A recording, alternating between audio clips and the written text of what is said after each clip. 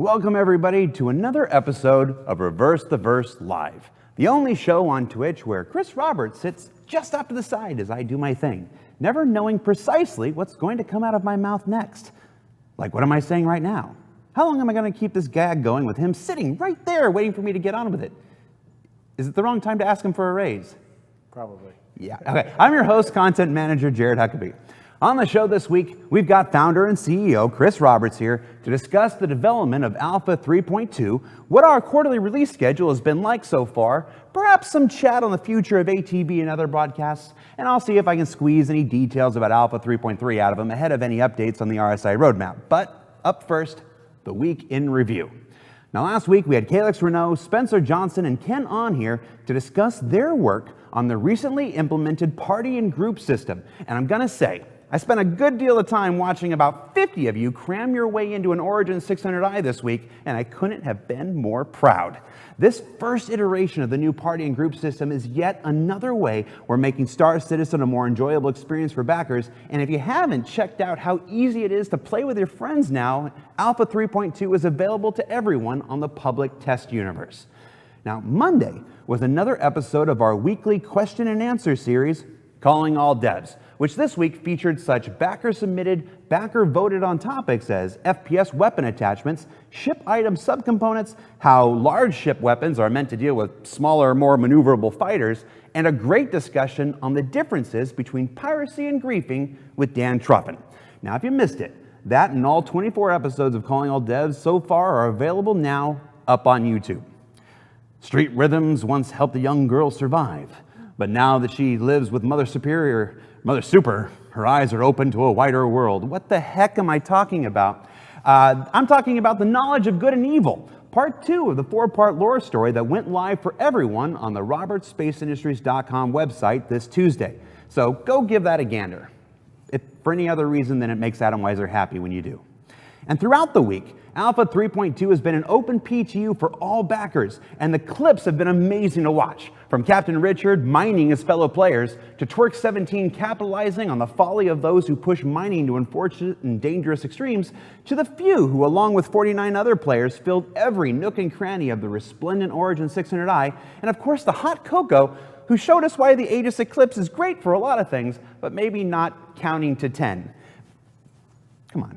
Now you guys have helped make this PTU one of the most fun in recent memories. And if you've been waiting to jump into Alpha 3.2 and experience all the new ships, the new game systems, and the new quality of life improvements, why?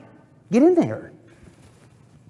Then finally on Thursday, we saw the release of another Squadron 42-centric episode of Around the Verse, this time focused on the core technologies at the center of this unique first-person experience. And one of the highlights for me personally was seeing the most recent work on the Vandal aesthetic, which includes giant energy lances. I love those. Now that's it for the week in review. So we're going to take a short break, but when we return, I'll be sitting right over there with Chris Roberts to discuss all things Alpha 3.2 and more. So stay tuned. We'll be right back.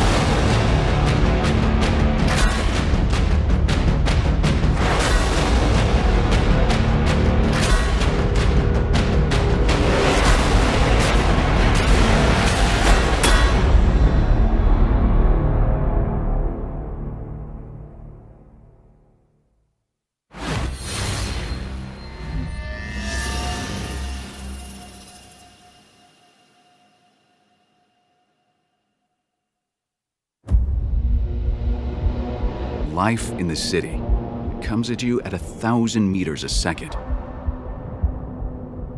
According to a recent study, the average city dweller is subjected to over 60,000 forms of stimuli on any given day. That much information beamed into your brain, it's not surprising that some people can react a little differently. Desmond Flay, known as Des to his friends and family, was by all accounts a quiet and respectful young man, which made his actions on March 8, 2938 even more surprising. It was described as a joyride like no other. A high-speed chase in the skies that covered several hundred miles of dense urban airspace. Within an hour, he had thousands of adoring fans who watched the authorities scramble to catch him. But Des saved his best surprise for last.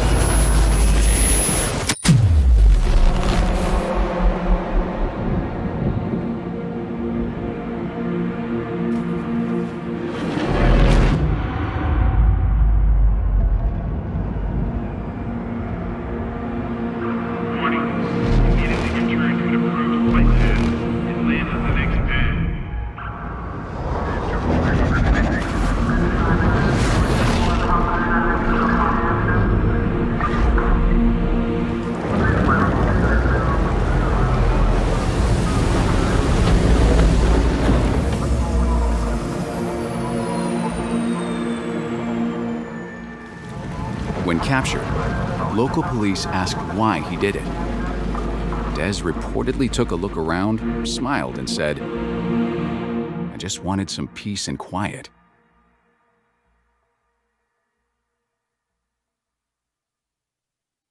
See your local ship dealer for financing options. Certain restrictions apply.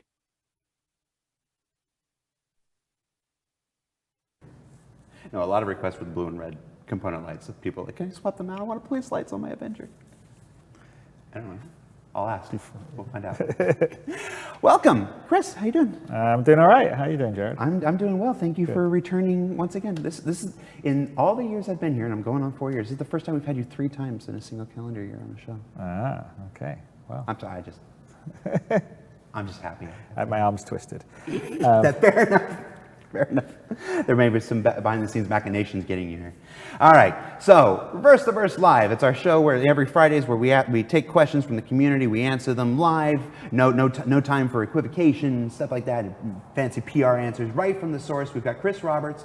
For anybody who doesn't know who you are and what you do, why don't you tell people who you are and what you do for Star Citizen?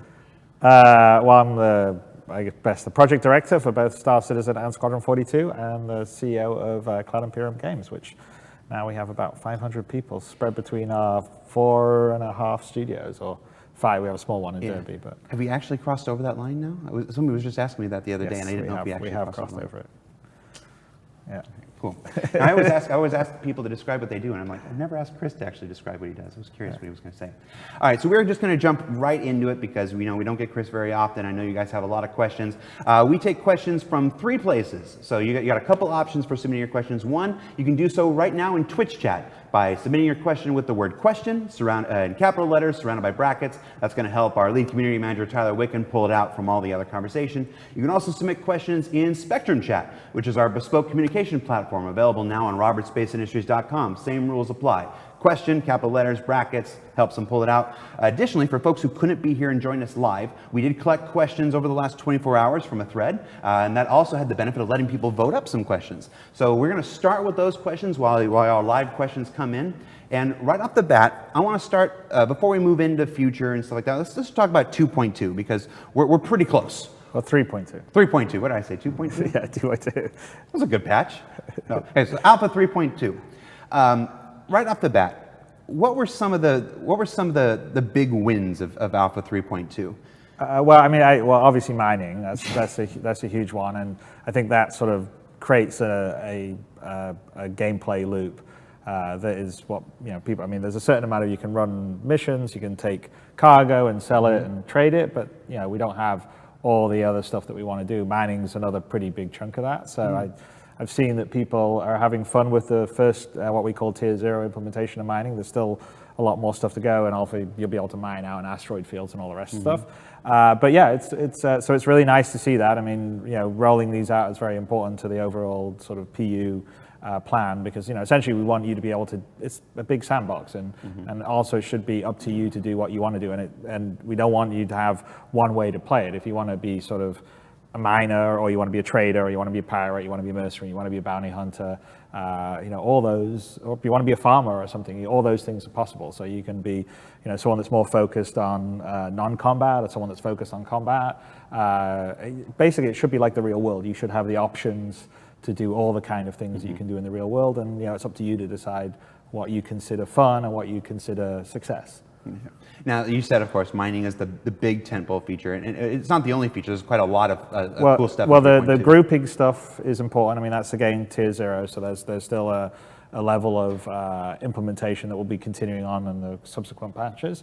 But it's very important. I think everyone voted on it when we had the survey, and it was actually one of the things that when we, got 3.1 out there, we were like, okay, looking at quality of life, we said, there's some things we'd like to improve right now, because we want people to be playing right now and experience. I mean, because in some ways we look at the game as a live product that's happening right now, and yes, it's still got bugs and crashes, and it's still missing a lot of content, obviously, and missing features, but it should be a whole game cycle and everything. Oh, thank you. Get some. A little coffee, a little tea. So I got stuff so I won't get dry throat. But all of those aspects. It's important for us to make the experience of getting in with your friends, and in some ways, some of the funner content that I see is sort of all player driven, right? So like there's that Daymar rally that they were recently doing, and so having tools for people to be able to get their friends in easily, communicate with them, and do it all is really important. And also some of it's foundational for the VoIP / face over IP stuff that's going to come in 3.3. So that's another big win. And of course, there's the new ships, and there's some new weapons and items you can have. Those they're good. And then we've been working on things like I'm not sure if we've cracked it proper yet, but we've been trying to make the turrets better, because they need a lot of help. We were fixing some issues on the IFCS that were just broken from before. I think it's not all done yet, just some other sort of kind of quality of life stuff, and laying some of the groundwork that will be for 3.3, because 3.3 is of what we're doing this year. That's the big one, because that's the one that's bringing a whole bunch of critical tech that will allow us to sort of go beyond where we were.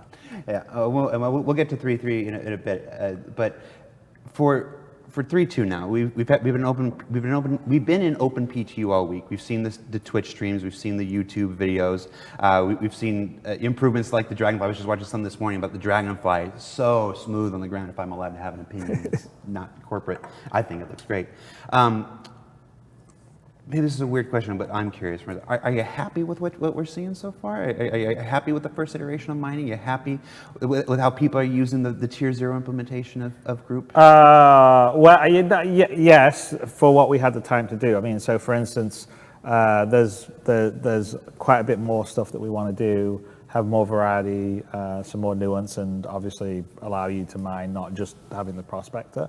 But for what we've done, I mean, I think we've done a nice combination of it's visually quite cool, and there is, I don't know whether you want to call it a mini game, but there is a certain amount of, management you have to do as you're mining that makes it more than just holding a space bar for a certain period of time and uptick the resources.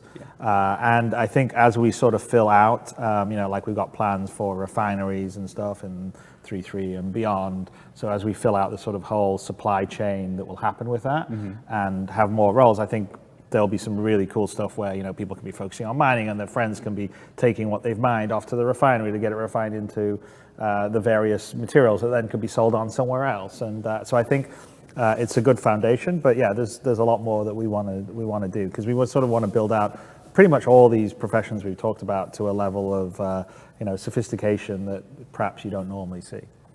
For me, when I was jumping in, one of my favorite things to see, and maybe I'm just a weirdo, is flying over the surface and seeing the surface scattered with prospectors all doing their thing. It's very frontier-like. You just go there and everybody trying to make their own way in the world, and then occasionally watching one explode. It's like, you pushed it, you got greedy. You got greedy. Yeah. Well, I think we're also, there's some UI, like the overall UI needs a better unification. We've just had all these different, like here's the mining UI, here's the scanning UI, here's the HUD stuff. So that's a longer term thing that we'll be fixing up and moving more to sort of 3D UI, which I kind of prefer.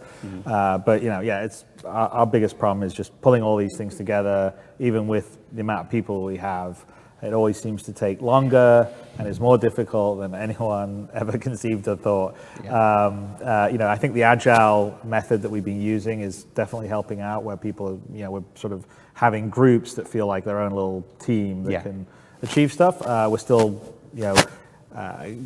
getting used to that. It's definitely, you can see the benefit, like going from 3.0 to 3.1 to 3.2. Absolutely. And having a cadence is also good. I think, the 3.2, when we first went to PTU, it was in a lot better shape than, for instance, when 3.0 first went to PTU. And that was partly because, we're not taking as long between releases, and so it has to be sort of kept in a better state. And people are, like I said, getting used to the cadence. So I think as we go forward, you'll continue to sort of see benefits from that. That's what, again, if I'm allowed to have an opinion that's not CIG shill here, this seems like people are having, this seems like a really good PTU. It seems like people are having more fun. This seems like there's some great stability. There's a lot of good improvements. I've been, the part of me that can still be a fan of the project, I've been very pleased personally with that. So I think that's an opinion that folks have shared. He's saying, yep. He's saying you got the crinkle thing. Just got the crinkle. Oh, jeez. All right. It's an old story. I'll tell you about it later. All right. So the group system.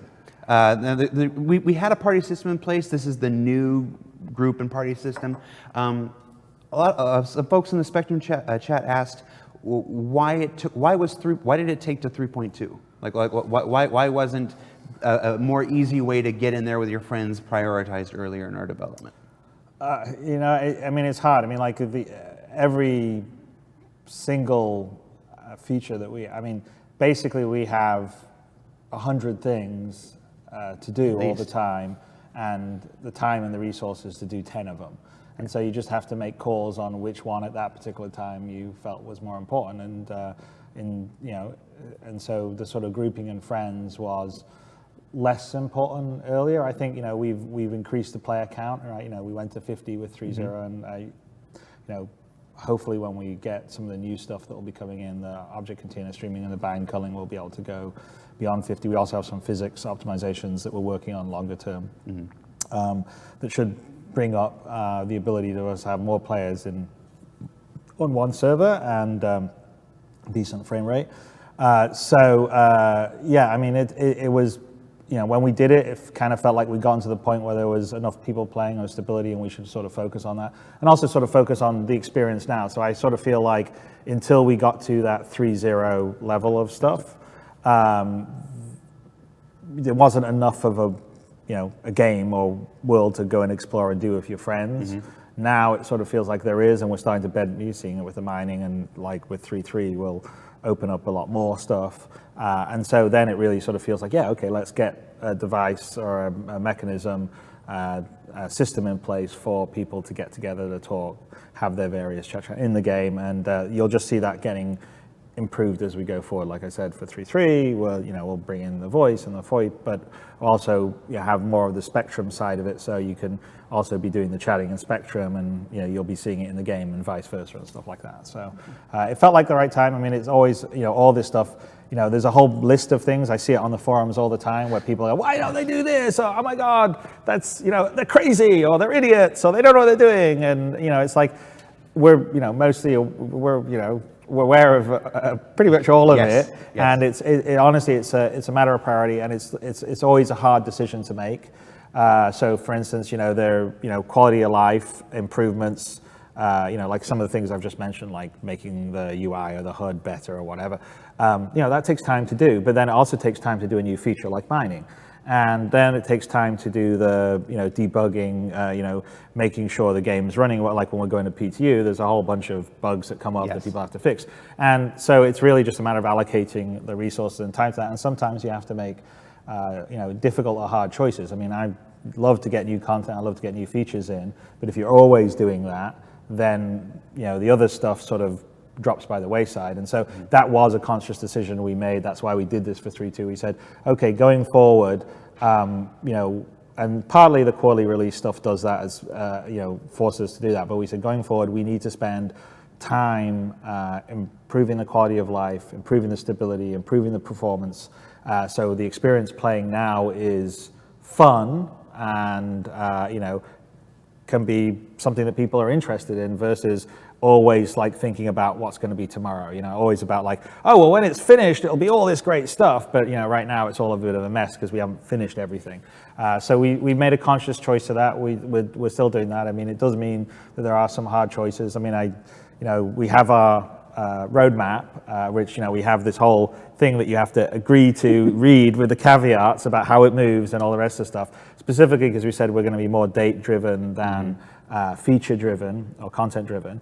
And then the moment we move something from it, there's a whole bunch of people going, oh, I can't believe it, they're idiots, they don't know what they're doing, they're incompetent managers or whatever.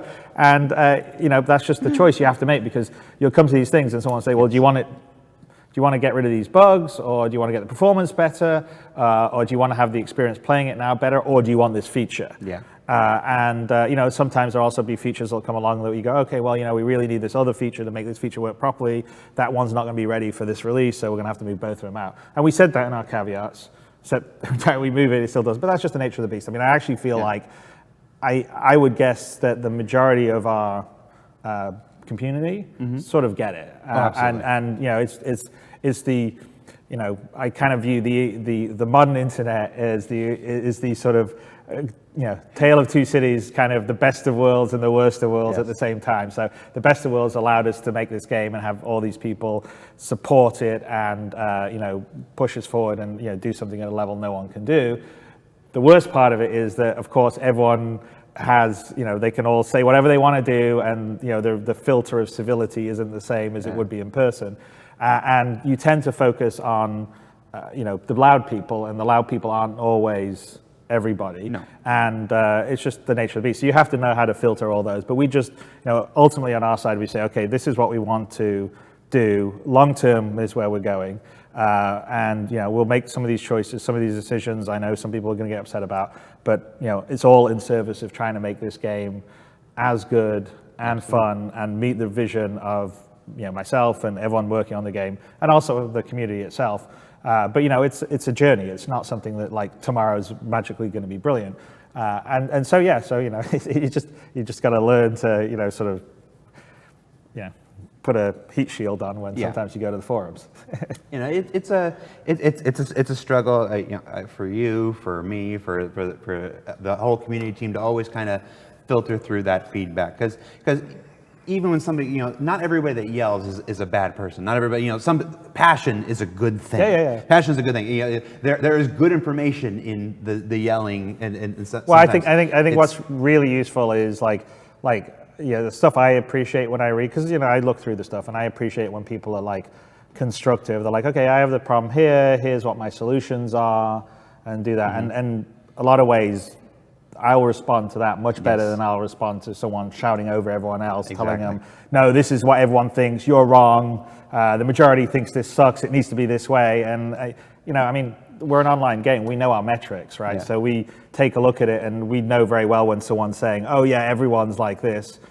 And we're like, well, that's not actually what the numbers show us. So, but it doesn't help you, right? It's much better if you're saying, look, and I've seen quite a few examples, and we've changed some stuff where people have like put forward good arguments, and actually, and sometimes there'll be good arguments that'll be out there, and sometimes people may think, oh well, they're not listening to me. That's not true. It means that that's actually affected maybe some of the stuff that we're thinking about, but we can't change it right away, because of course everything's planned, and all the issues I just talked about, and you can't turn on a dime. Yeah, well, with the resources and what they're working on, because the worst thing that can happen on development is when you keep switching context. So like you're like, do this, no, do this, do this, do this, do this. And then that drives developers crazy because they're like, I just want to finish one thing.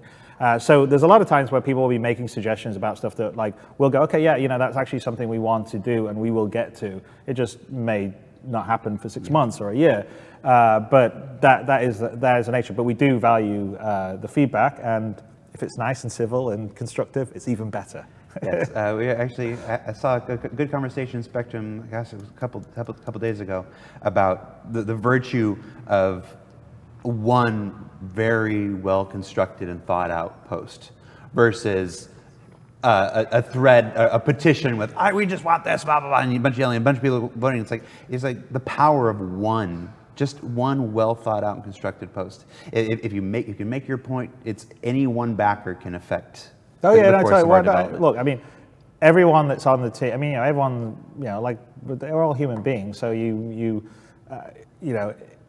to reach someone, to change someone, or to give them an idea to do something, it's much nicer if you're, instead of calling them an idiot or incompetent, you make suggestions and go from there because they're more receptive to it. I mean, it's just a sort of person management 101, and the same applies in forums and internet in general. I mean, I know that there's a certain amount of you just can never get away from it. I mean, I kind of liken it a little like, sports teams, right?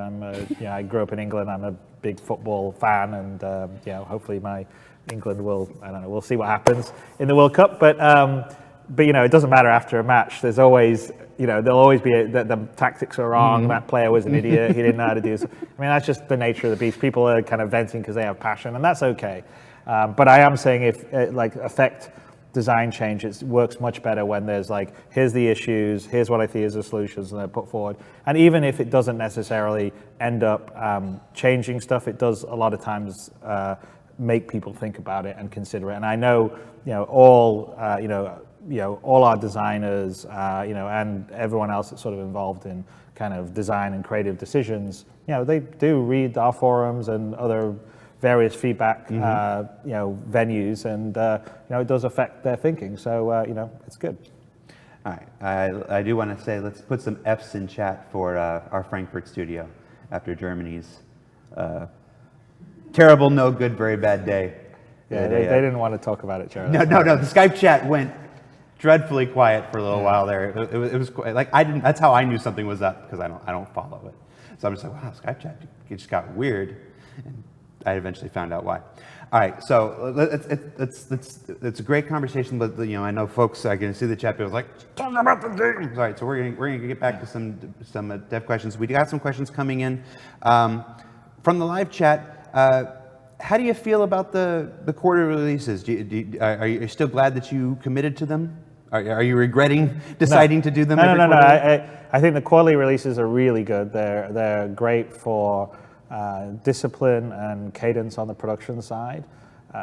Sometimes it's tough because you have to move things out, and that people are going to be upset. I mean, every time Banklings move, there's pitchforks are out, and I'm not playing. Well, screw this. I'm not playing till 3.3 or 3.4 or wherever they think the next feature is going to come into. No, I think it's good. I think it's and it is actually something consciously that we started last year after sort of taking so long with 3.0, and we just said we don't want to do this again. So we said this is not a short distance race. It's a long distance race. We've got a lot of stuff still to do, and we're building a universe at a level of detail I never thought that we would ever build.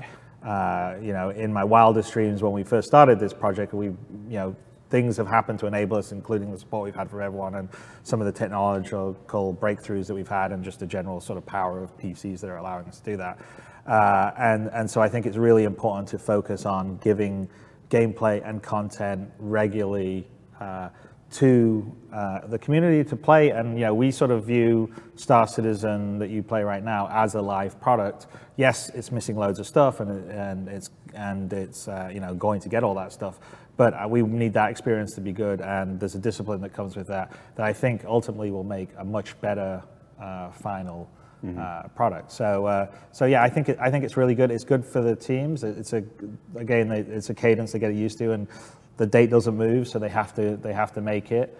and it causes people to be realistic about what they can and can't do, and then we have to make tough decisions if it looks like the team's trajectory isn't going to deliver the feature that we said, and then we'll move it. But I think it works really well for Star Citizen, and also even if we said, okay, this is what we consider is the full final game, it's the kind of cadence we would want afterwards anyway. I mean, I think you don't want to go a year or 2 years between updates like you can say on something like World of Warcraft. I think you want to have these quarterly content and feature updates where the universe, the game is evolving all the time.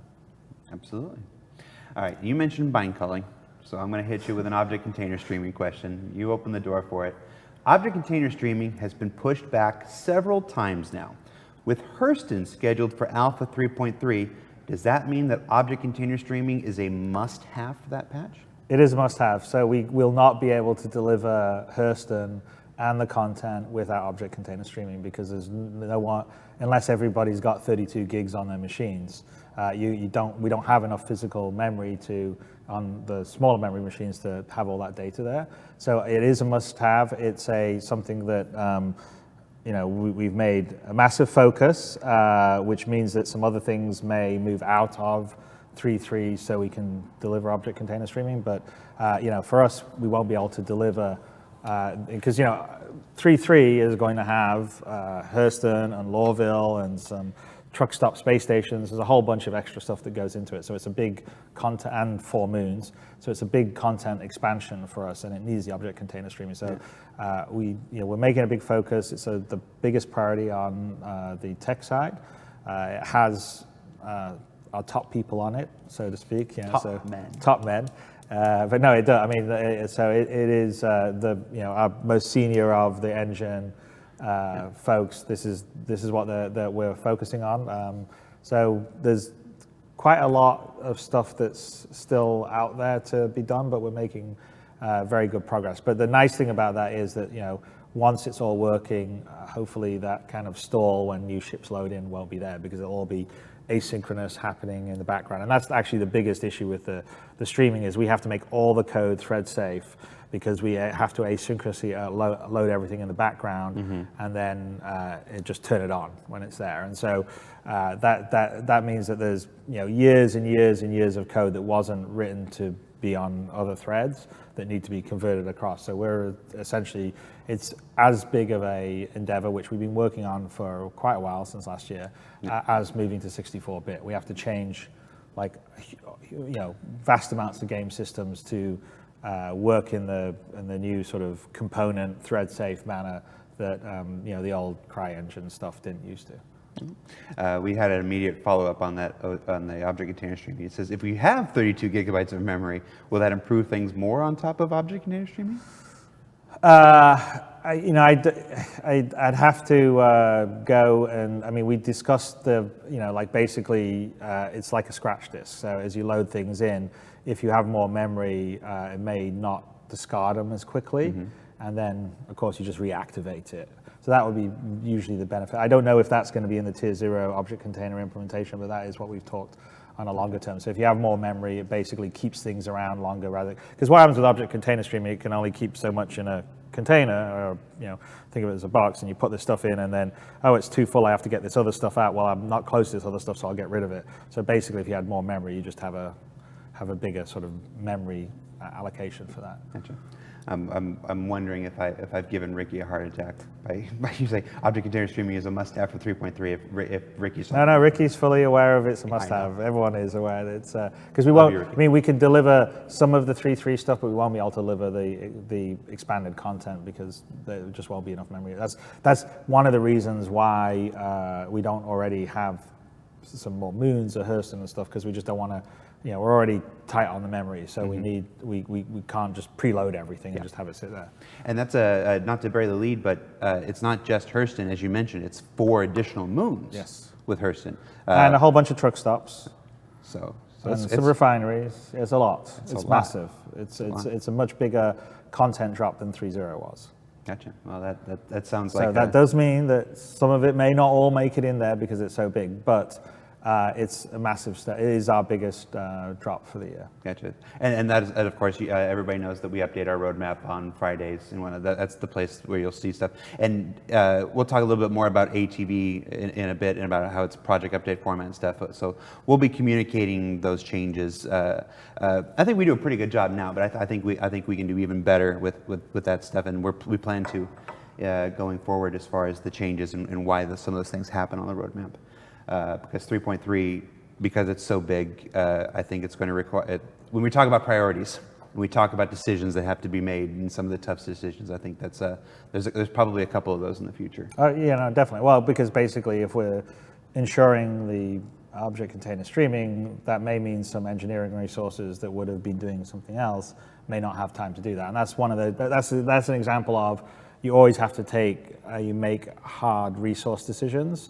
And you have to say, okay, what's my priority? And so that sometimes will mean, okay, sorry, we won't be able to deliver this when we thought we would, because we need to make sure this happens. Yeah.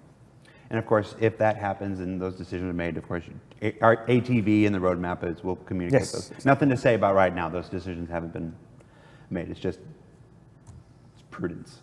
All right. When we started talking about object container streaming, chat exploded with one unified question. Does object container streaming mean that we can get capital ships like the Idris in the PU? Well, I mean, the capital ships in the PU is possible. Like, object container streaming makes it easier.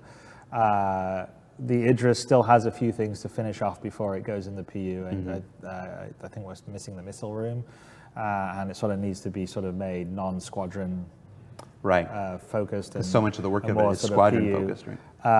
So that is on our roadmap, but we're not planning on doing that for 3.3 or 3.4. Mm-hmm.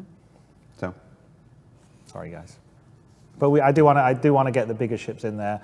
We have some other tech things that we're working on that will enable, because there's a bit of a push. There's some other optimizations we need to do besides object container streaming in terms of the bigger ships and making sure that they're LODing correctly, and we're not updating too many of the attachments if we don't need to attachment. So that's some stuff that will also, some part of that will be in 3.3 and some part of that will be in 3.4. Now this question's a bit out in front. I'm going to ask it because you're here, and because it not only shows up in this thread, but it's actually shown up in our Calling All Devs threads for a while. And I'm curious what your answer to it is, and you can hate me afterwards if you want. From the point when the Stanton system is finally fleshed out, let's just go into the future. We've got the 4 mega Earths. We've got all the moons and whatnot. How do you envision the production of our solar systems, our planetary systems from that point on? I mean, it does. Once we've done Stanton, is a lot of the groundwork done, and it'll be faster to make systems after that? So yes, that's part of the plan. One of the big pushes we have, because obviously, if you look how long it's taking us to do Stanton, and you figure out how many star systems we have, I want to be alive by the time we get them done. And I think most of our other backers do too. So no, it's kind of a tool issue, and it's a bit of a content issue. So the more sets that we build, and we're fleshing some of out Stanton, but we still got more to do, and the better the tools get. And that's one of our issues, is that we just don't have enough tools people. We don't have enough engineers. And even though I told you we have 500 people, it's like everyone wants more people, and we don't have enough to get all this stuff done. But we're making a sort of long-term focus and investment, not just on the tech that enables this, but also then the creation and the tools. And so we need to be in a position where we can turn around a moon in a week, not in 2 months or 3 months. And the same on planet. So in terms of so longer term, we will be looking. We are looking at tools that would be much more like say in kind of city building or RTS building kind of stuff, where you can sort of paint and do stuff very quickly and build prototypes. And then once we have a whole set of biomes, so like for instance the 4 moons that we're doing around Hurston, utilize some of the biomes that we've done for our current 3 moons, right? And we've created some new stuff as well. But the more of that you have, the bigger palette you have, the quicker in turning around. So we actually on 3.3 have set ourselves, I'd have to check with Ian, but I think he was trying to get all the 4 moons done in like a month with his team. So that would be way quicker than we did the previous stuff. Oh, absolutely. And so we're working towards. So we're very aware that the trajectory needs to be much faster on this, but it'll take a while. So I mean, I think that sort of stuff you'll start to see the impact of it, next year, not so much this year. Yeah. I think one of the things that folks that have followed the project from the early days, the very beginning, because one of the great things about Star Citizen as a project and experience is this true behind the scenes. Yeah. I mean, I joke that if you followed us from the beginning and you're here with the end, you're going to have like a 400 level college course in game design by the time this is all said and done. I think we've demonstrated a facet that exists in all game development, and that's exponential growth. It's if you produce this much in the first year, that allows you to produce this much in the second year, that allows you to produce this much in the third year, and so forth.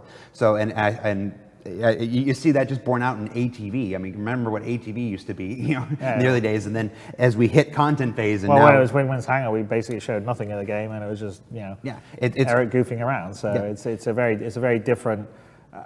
I totally agree, and also we've grown as an organization, and we got more of the processes down. So we have a plan to get there. I mean, I'm not gonna lie to you and say, oh, it's gonna be done in a year's time or 2 years' time, but he said not. He said not. But yeah, I mean, it is. But the first thing is you got to get the tech, and then you start working on the tools, and you start working on the kind of pipeline and workflow, and then you can kind of get it down to something that works quite efficient. So our ship production pipeline's gotten pretty efficient compared to what it used to be in the early days, especially on the size and the scale of all the stuff they're doing. And longer term, we definitely want to, we need to get the planets and the moons and the environments all there. And and also don't forget, it's all changed, because it used to be, oh well, you would just ask for landing, and then we'd have a little cinematic, and then you land down in a very sort of constrained area that you could go and talk to a bartender or buy something. But now it's like a whole planet, and it's a pretty big planet or a pretty big moon. And so now it's like, okay, what are we going to do to make that? So it's not just, well, there's going to be one landing area. It's like, oh, well, how are we going to get little towns around here? Or how are we going to get, fauna and an ecosystem and resources you can do? So we're starting to lay all that stuff in. That's all in our minds. So yeah, I mean, look, as a player, you should be able to just hang out on one of the worlds and do that for ever if you wanted to. So we are going for that level of detail that we never were going for before, and obviously that requires a lot of tech, a lot of tools, and obviously more content. I'm gonna go ahead. I'm gonna go ahead and hit you with another big one. AI. I'm gonna do 2 parts here. First, we know one of the big things that slipped out of that deferred out of 3.2 into 3.3 was the FPS AI. I talked about it a little bit on RTV a couple weeks ago, but what can you tell us about FPS AI, where it's at now, and what we're thinking in the future? So I mean, we're making a big push to get it into 3.3. I mean, we were looking at it in 3.2. I just personally felt like we weren't there. I mean, the AI side of things, in general, it's also an issue on Squadron, is gone slower than we'd want to. It's partly because we've sort of re-engineered this big system because we need something that's like dynamic on a level that you wouldn't normally, because normally on a lot of games your AI is pretty focused. It can be fairly scripted around sort of the trajectory you're taking through that story or those levels. But for us, we need it much more systemic. We've got this dual kind of master of, we got the PU, which really needs to be systemic and has all these different things, and then we got Squadron, which we want an incredible sort of like a level of like detail in what they're doing, both combat and the sort of social passive side, so they really feel like alive and characters, and you're with this crew, really feeling them as sort of real characters and people. And so there's a complexity that comes with that, but getting it all trickling down to the final functioning in with, fluid transitions and animations and all that sort of stuff has taken longer. And and also, even though we have a lot of people, it doesn't mean that we have 100 AI programmers. We have 3 AI engineers. We'd like to have more. So if there's any great AI engineers out there, we're actually looking at taking planetariumgames.com/jobs. We're looking at taking our gameplay guys and saying, you know what, your gameplay you're working on is AI, it's and there's a certain amount of, you got to get the system and the infrastructure in place to get it done. So that's just sort of been moving a little slower than we wanted. Both for the ship stuff is starting to. I think we may have fixed some of the stuff in the. There was some broken recently in the PTU, but I know I've seen it on an internal build that we've fixed them, not be more challenging anyway. But that's a longer term thing as well. It felt like the experience. We didn't want to put in the experience that was a bit too rough around the edges. So we want to spend a bit more time to make it a bit more fluid and a bit more polished. I mean, ultimately, like everything on Star Citizen or Squadron, I want that to be as good as any. You look at the Last of Us 2, and you go, wow, they did an awesome job on their animation and the fluidity of it, and it's like that's the kind of stuff we look at and say, yes, we need to be doing that in our game, and we will. So, but it's just taken a bit longer than we thought. We've put together a pretty focused strike team to make sure that we get it for 3.3, because it's also quite critical for the stuff that we need in Squadron. So I am optimistic about not having it be in 3.3 versus that. But Fair enough. All right, the second part of that, FPS AI to ship AI, to shipboard companion AI. Lots of questions in the live chat and in the thread, and again in our weekly Calling All Devs question thread. And if you wondered why I've been waiting on some of these, because why call somebody when I can do it? Being able to have our companion AIs, being able to put an AI in the turret, being able to have an AI co-pilot, being able to put an AI on an engineering station. Oh no, so that's super important to us. It's fundamentally part of what Squadron has, because it's just you and everyone's AI and their crew members. That's dependent on us getting the Squadron stuff to the point that we're happy, and then we sort of bring it across to the PU, which is kind of the same thing that happens to FPS happening because it's another level, right? It's not, you have the multiplayer aspect where you have to make sure it's synced over all the clients and the server that you don't need to worry about on the single player. That isn't. We have design, we have, we're starting to build a structure for that. I couldn't tell you where you're going to get your first AI companion on the roadmap. I would suspect next year you're going to see that. Won't be this year, but that is definitely, it's important because we need to, just on the PU, fill out that world. I mean, yes. I've talked about this 90-10 sort of ratio where, you want to have about 90% of the world be NPCs AI and about 10% be players, and that sort of allows you as a player, if you want to play single, solo, even with your groups, but you want to be PvE or whatever, you don't have to. It's not all about finding another group of players to fight against or do things with. You can interact with the world at large, which is whether it's NPCs hanging around Lorville, or flying on a ship and you're a pirate and you decide to liberate some goods for them, or some AI pirates are trying to do the same for you. Because ultimately, as a game, there is a certain amount of wish fulfillment that comes in the game, where there's no one wants to be the shittest pilot in the world or the shittest dogfighter, and so therefore some of us don't have a choice, Chris. Well, I know, but when it's a player versus player, there will always be one player that's a loser and one player that's a winner. Mm-hmm. When it's player versus an AI, then there's a lot more chance for the player always to be a winner. And so one thing that AI does is sort of provide, I get my ass kicked by other players, but I can go whip up some AI AI pirates myself and feel kind of good about it. And so that is quite important to fleshing out the world, and having also crew that would flesh out some of the bigger ships for you, especially if you don't have a whole bunch of friends to play with, or they are not available at that particular time. So it is important, but it's sort of dependent on some of the Squadron stuff we're doing, which, so I would say, it would be roadmap-wise more. It won't be this year, so it'll be next year at the earliest.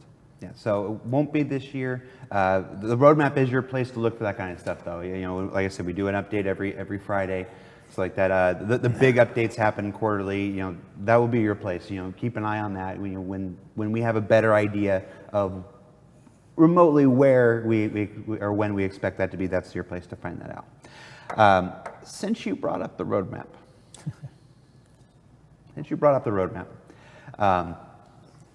and there are two things I can ask you here. That one's about the carrot, and I'm not going to do that. The other one I'm going to ask you about is, where is the Squadron 42 roadmap? Okay, well, we're working on it. Production at the moment does not feel comfortable sharing what we have. I'm not going to surprise anyone and say Squadron 42 isn't this year. But we still have some aspects to work out. I mean, the biggest issue we have with the Squadron roadmap, besides the fact that we've got to figure out some ways not to sort of give things away. How to do it without spoilers. That's a challenge. But that's solvable. The biggest issue is, you know, when we have the quarterly roadmap on Star Citizen, you know, from the beginning, we're like, okay, well, if this feature doesn't make this, then it'll go to the next quarter, and it's sort of this revolving thing. So it's not quite the same as, bam, here's the final schedule and roadmap for it, and with the release at the end. And so on the production side, you know, without feeling like every single thing's buttoned down, you know, I mean, trust me, I'm on their case too. They're very reluctant to release something that may change because they feel like they're going to get totally pilloried for it. And I know I've been criticized for promising stuff. So essentially, it is something that we're a work in progress. We've also had to adapt to the new Agile process, which is very different than the old kind of waterfall scheduling process. And we're using, you know, a new thing called Portfolio, which is part of the Jira thing, which is sort of a long-term planning and scheduling thing. And we're trying to roll that out for Squadron and the live stuff, which helps give you sort of the longer-term visibility. Because the Agile development process is quite good for shorter-term iterative stuff, like we do these quarterly releases. It works very well for that. But if you're doing a longer-term thing that has a whole bunch more independencies and features, and there's a vast amount. I mean, the Squadron as a game is insanely big and ambitious and has a level of fidelity and content that it's probably if we started a while ago, I would have said maybe we shouldn't have done this much, but it's what we've kind of committed to, and so that's really the reason. It's not necessarily that we, you know, don't want to, you're like, oh, we got it, but we're not going to share it with you. It's more just that, you know, from a confidence standpoint, no one wants to put something out there that they feel like will change again and they'll get criticized, you know, because everyone gets sensitive. I mean, all our production people get very sensitive when they read all the things about how we can't manage our way out of a wet paper bag and all the rest of the stuff. You know, even though they've worked at, you know, whatever, Blizzard or Rockstar or Activision or EA or whatever, which we have, you know, everyone's worked on whatever big project you've played. We've got people here that have worked on all those at pretty senior levels. But it's just, you know, it's the nature of the beast. I mean, I think if anyone's brutal, like you know, I thought it was quite interesting in E3, they, you know, the Cyberpunk 2077, you know, they sort of came out of hiding after all these years, and you know, everyone was really excited, and the journalists got to see it behind the scenes, were excited by what they saw. But you know, I mean, that thing has been around for, you know, well, as long or longer than us, and it sort of went dark. And you know, the head of you know, the CD Projekt Red was talking about, you know, how they, you know, they stopped here, they refactored this, they redid this, they iterated, they did that, because that's game development. That is game development. It's also game development when you're reaching really high and you want a very high quality bar, and you're not sort of locked into, oh, we've got to release for the Christmas quarter because that's what our shareholders need. And it is part of the process to make something really good. And you know, you can see it in Red Dead Redemption 2, which is like, it was going to come out, now it's going to be later because they need a bit more time. You know, Rockstar does this a lot. Blizzard does it a lot. We want to make a great game, so it takes time, and that is kind of one of the reasons why we haven't shared the roadmap yet, because there's some aspects we're very confident in, and some aspects are still up in the air. They need a little better breakdown and planning on some of the longer term stuff. Because again, like I said, the agile process is very good for the short term planning, but when you're asking someone to sort of plan something that's 6 months out, that becomes more difficult, and then people tend to be like, well, I don't know what my tasks are, and then if you plan it properly, you're literally taking your whole team and they're doing a proper breakdown, and they're doing that for days versus creating things or fixing bugs. So then you have this other issue where, do you take some of your team away from what they're delivering right now to do the planning to get you a proper thing for later on, or do they fix that bug so we can get 3.2 out there? So it never happens as quickly as you want. So it is in process. When there is something that production feels comfortable with, Aaron feels comfortable with, then we will share it.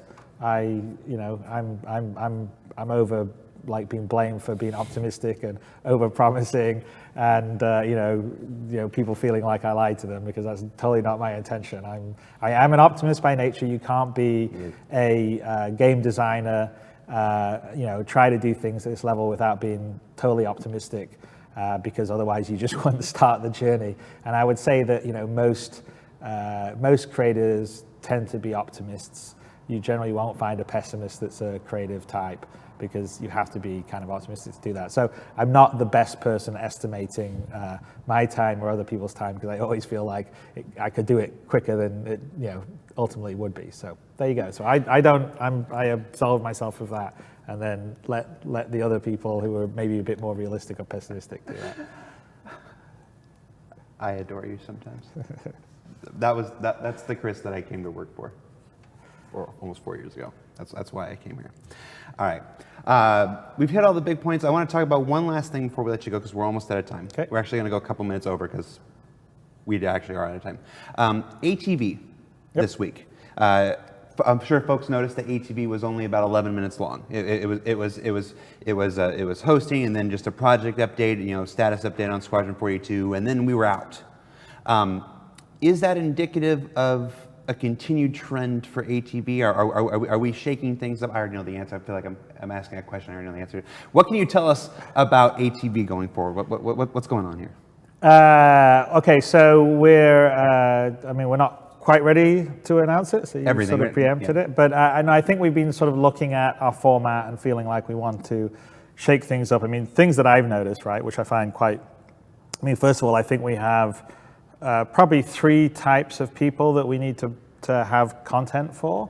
So, one type is super diehard, completely knows everything about Star Citizen, obsesses about it, is on Spectrum, on Reddit, watches everything. Yeah. Then we have the, sort of more casual check-in occasionally, what's happening, but, it's not 24/7 obsession. And then we have sort of, hey, what's this Star Citizen thing? It's kind of cool. Tell me a little bit about it. I'm interested. And I think, say some of the ATV problems that we've had is that we just mash too much stuff together, because, in today's world, YouTube, I know myself when I'm watching, it's a different format. It's not the TV format where it's like a half-hour show or an hour show.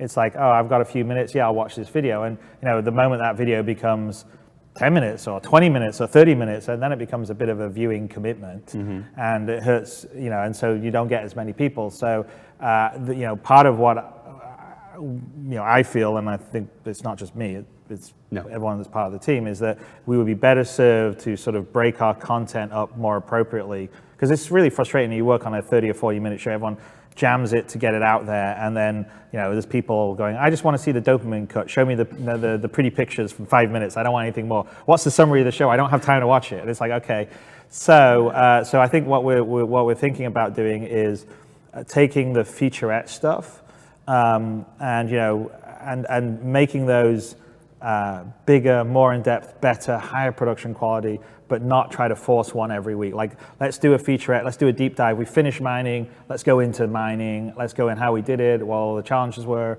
like a sort of behind the scenes, really slick behind the scenes like little mini doc or something that would happen, and that's for your subscribers, your diehards, and the people that really want to know everything about it. But it's also in a way that can be accessible if someone says, "Oh, I just want to know about the mining." But that's a different thing than your sort of weekly update, which is like, okay, here's a weekly update. Here's kind of like a quick snapshot of what's been happening in Star Citizen, and here's a like the studio update in a sort of brief format where you see some really cool stuff, but it's not really going into the details, but you get a sense of what's happening, what the progression is, and it's digestible in a nice, easy, non-massive amount of time required way, and very visual and fun. And then we'll also want to be doing some content that's more applicable to people that like, hey, I want to know about Star Citizen. And so we're sort of thinking about, instead of like trying to jam a whole bunch of content into one show, why don't we take, not do less content, but break it up. It's all the same amount of content. Break it up and be more targeted and spend a bit more time to increase the production quality levels. I mean, we've been, we're actually actively sort of hiring up on the video, what we call GVP, general video production. So we just brought in, a new senior editor. We're looking for a showrunner, and so we're trying to up, we'll probably set it up in such a way that we'll have the capacity to do things and do them to a little higher quality, and also do them with maybe a bit more, because the other big problem that we have with the content generation is getting the developers, getting them to interview them, getting the B-roll for them. It can be a heart attack every single week. It's sometimes why things were late in the past, just because they're busy. They're trying to ship something, or they've got one of their sprints that's due, and they've got to get it done. And so with a bit more time, a bit more planning, a bit more staff and focus on the video side, and not being beholden to, we need one feature or two featurettes a week, and we need the studio update and all this sort of stuff all crammed in, I think we'll be able to deliver it more consistently in quality and do a better job with the development side, so they feel like they're not just getting harassed like on the Tuesday or Wednesday for some B-roll for the show on Thursday. It's an ongoing challenge, but we're trying, like in everything we try to do, we want to improve every aspect, whether it's the game, how we interact with the community, how we do our video. So we're always looking to make it better and do it. And so this is kind of what we think would be better. So like I said, it won't be less content, it will just be more targeted and different sort of kind of content for the appropriate people. And then if you want to see it all, of course you can see it all, but because otherwise, like, what's the point? Everyone slaves over their ATV, and now there's like this, someone made a 5-minute cut of it because they don't want to watch it's like, well, we should be doing that 5-minute cut, not the community doesn't need to do that for us. We should do it. And so the people that like that could have that, and they could have the people that really want the in-depth piece and they really want to get behind the scenes and see what's happening there. And I think that'll be better, because then it will be, because sometimes we've had features that we haven't finished the feature on, right? And so everyone's sort of talking about what they're going to do, and I find that kind of frustrating, because we don't have the final imagery, we don't have the final graphics.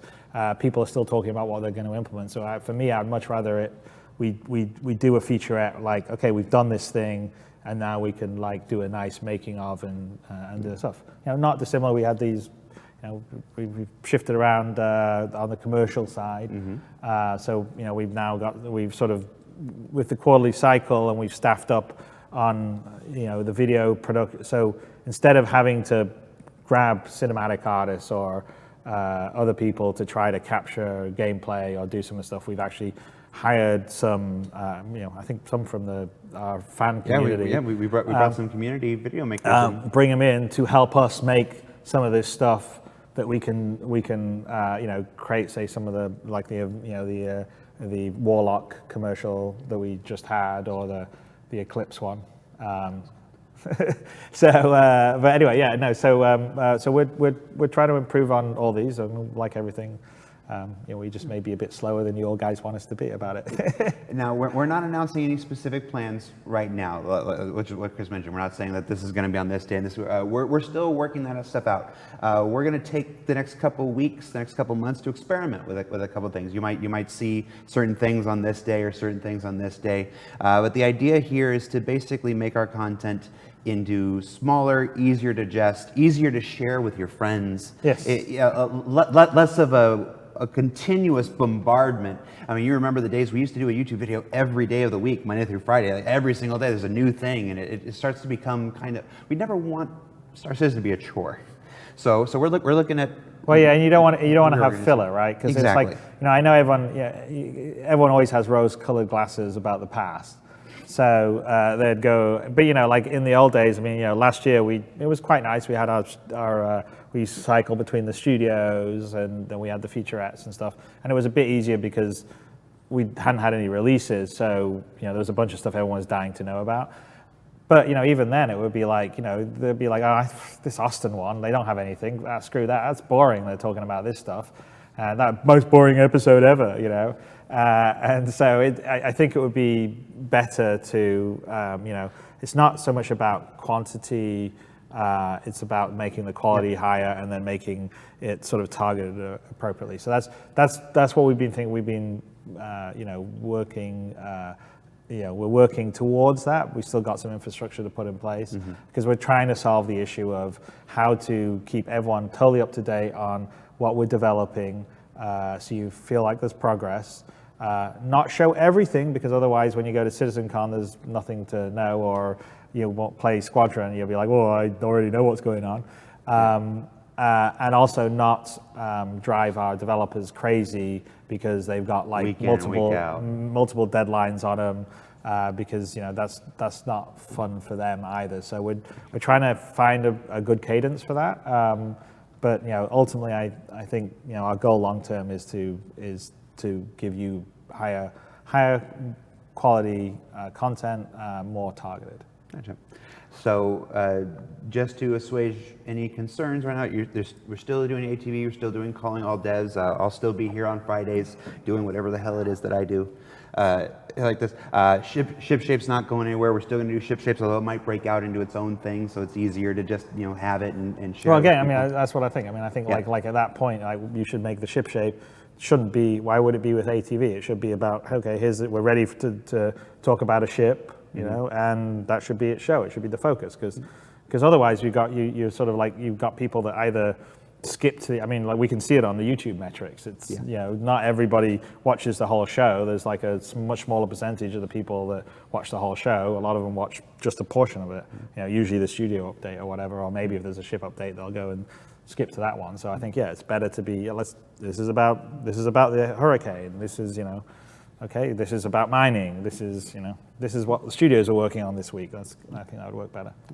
And so these changes start with ATV. Again, I'm not going to tell you what it's going to be. We're still working that out and stuff. But you see an ATV this week that was a little different than you're used to, 11 minutes long, just like that. ATV next week will be something a little different. Then maybe the week after that, we're going to experiment with a couple different formats, a couple different technical things. You're actually going to see the development of our video content, much in the same way that you see the development of our game content. So look forward to that. And if you can keep the pitchforks at bay for a little bit while we experiment, I would appreciate that. That's just for me. There'll be some pitchforks. There's always pitchforks.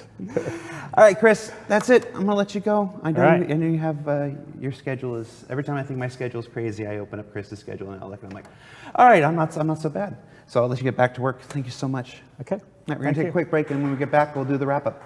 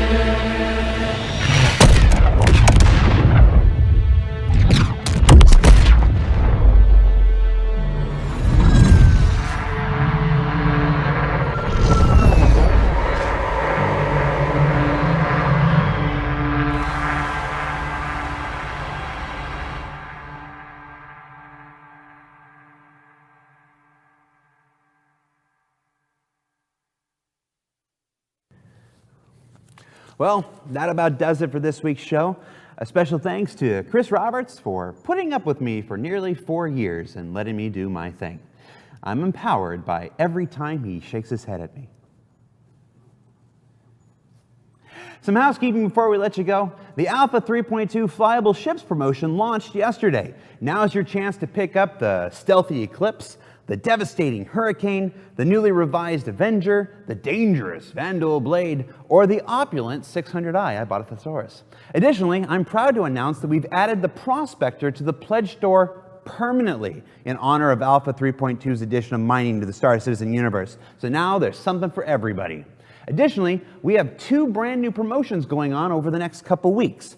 First, we're going to have a nice 4th of July fireworks screenshot contest. Now, the full details for that will be found up on Spectrum, but from what I'm being told by Tyler, it's probably going to involve some insurance fees to be certain. And then also beginning next week, we have a contest to create a new commercial for the Origin 600i.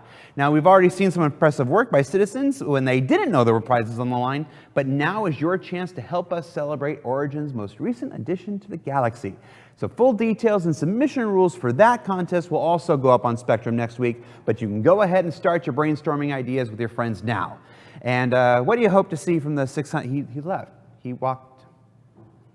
I was going to ask him what he wanted. For Reverse the Verse Live, I'm content manager for global video production, Jared Huckabee. We'll see you next week, everybody.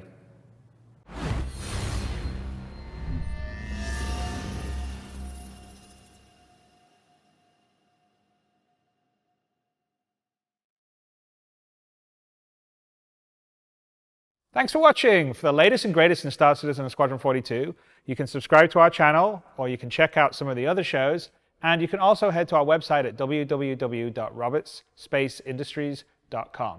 Thank you very much for watching.